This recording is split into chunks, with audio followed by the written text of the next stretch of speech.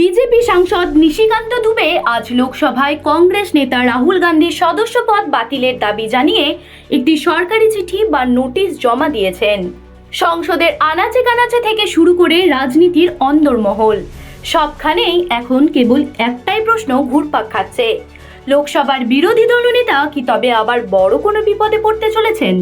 যে ঘটনার আভাস পাওয়া যাচ্ছিল বেশ কিছুদিন ধরে, তা আজ নাটকীয় মোড় নিল। দিল্লির ক্ষমতার অলিন্দে কি তবে নতুন কোনো পরিকল্পনা চলছে, যা ভারতের রাজনীতিকে পুরোপুরি বদলে দিতে পারে? ঘটনা শুরু ভারত আমেরিকা বাণিজ্য চুক্তি নিয়ে রাহুলের কড়া সমালোচনা থেকে। তবে নিশিকান্ত দুবের অভিযোগ আরও গভীর। তার দাবি, রাহুল গান্ধী বিদেশ সফরের আড়ালে এমন কিছু শক্তির সঙ্গে হাত মেলাচ্ছেন যারা দেশের ক্ষতি করতে চায়।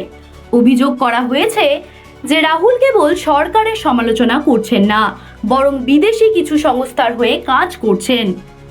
এমনকি সেনাপ্রধানের না ছাপা হওয়া বইয়ের গোপন তথ্য ফাঁস করার মতো বড় অভিযোগও আনা হয়েছে তার বিরুদ্ধে। রাজনীতি নিয়ে যারা খোঁজ খবর রাখেন তাদের মনে পড়ে যাচ্ছে 2023 সালের সেই মার্চ মাসের কথা। মোদির পদবি নিয়ে মন্তব্যের জন্য সেবারও সদস্যপদ হারিয়েছিলেন রাহুল। এবারও কি সেই একই ঘটনা আবার ঘটতে চলেছে? কংগ্রেস অবশ্য এই পুরো বিষয়টিকে রাজনৈতিক লড়াই বা প্রতিহিংসা বলেই দাবি করছে। কেসি ভেনুগোপাল থেকে শুরু করে রেণুকা চৌধুরী সবাই বলছেন, রাহুল গান্ধীর জনপ্রিয়তা দেখে ভয় পেয়েই বিজেপি এই ধরনের ভিত্তিহীন নোটিশ জমা দিচ্ছে। সব মিলিয়ে বলা যায়, এখন সবার নজর স্পিকারের সিদ্ধান্তের দিকে।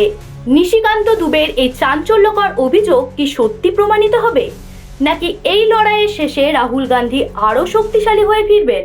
রাজনীতির এই খেলায় শেষ পর্যন্ত কে জিতবে তা সময়ই বলবে।